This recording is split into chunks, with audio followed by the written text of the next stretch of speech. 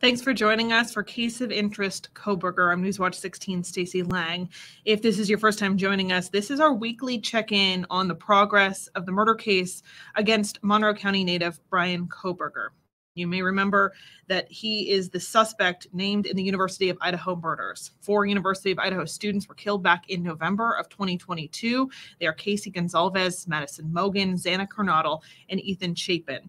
And for months, there was much national attention on that case. And then that national story became a local story to northeastern and central Pennsylvania when a Monroe County native, Bryan Kohberger, was arrested and is now named the suspect in that quadruple murder in Idaho. So because this is a story of great national interest and a local story for us here in northeastern and central Pennsylvania, we're paying very close attention to it. And every week, the courts in Idaho provide to the public court filings that show the progress as we lead up to the first big hearing in that case, which is Bryan Kohberger's preliminary hearing, which is scheduled for June 26th. There are some developments, some significant developments this week, and I want to take a look at the Idaho Judicial Cases of Interest page, where you can access all of these yourself and go through them. We're just going to take this time every week to go through them and kind of give some insight as to what some of these things mean. The new court filings that were posted this week have to do with Kohberger's defense attorney. Her name is Ann Taylor. We've talked about her a lot before. We talked about her last week. She is the chief public defender in a neighboring county called Kootenai County. The murders happened in a place called Latah County. That's where Moscow, Idaho, and the University of Idaho is. Ann Taylor was assigned partly because she is certified to be a defense attorney in a death penalty case. We don't know yet whether or not prosecutors are going to seek the death penalty against Bryan Kohberger, but the fact that they picked Ann Taylor seems to indicate that that's likely.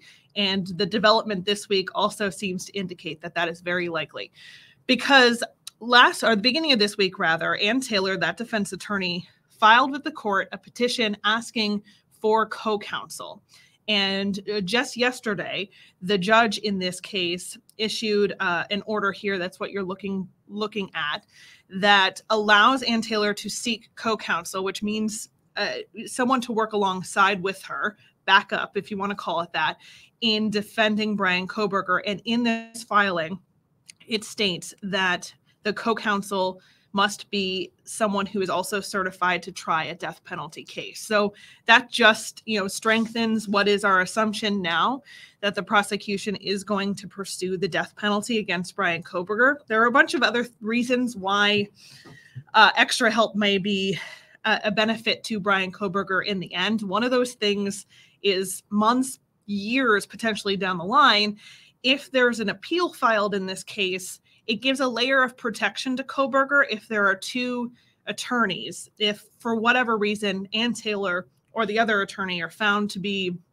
unfit to stand trial or have to be excluded from the case for any reason, there's another attorney there that can, pick it up and continue defending him. So there are a lot of benefits besides what I'm assuming is a need for help, because this is such a huge case that Ann Taylor is asking for this co-counsel. We don't know who that's going to be yet or how long it will take until we know who that is.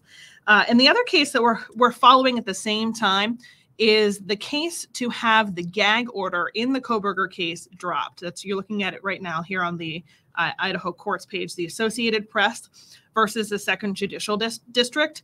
There's a coalition of media, which includes our parent company, Tegna, and the Associated Press, that are fighting to have the gag order either dropped or amended in this case. The gag order was put in place immediately after Kohberger's arrest and prohibits not only law enforcement officials, but also victims' families from speaking publicly about the case. The goal is preserving a jury pool that's not too influenced when it comes time for Kohberger to stand trial.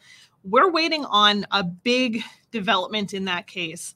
It's not posted yet, but the coalition of media that's represented by an attorney named Wendy Olson were told to file their counter argument explaining why they think that gag order should be dropped. That was due today. I'd assume that that's due by the time the court closes at 4 o'clock in Idaho, that needs to be filed. So we can expect to maybe see that on Monday, and then we'll be able to read through that argument and boil it all down for you here in our next edition of Case of Interest Kohberger. So that's the developments for this week. Stay tuned. We're paying attention and following this case all the way as it goes. And we wait for that preliminary hearing on June 26th. Thanks for joining us.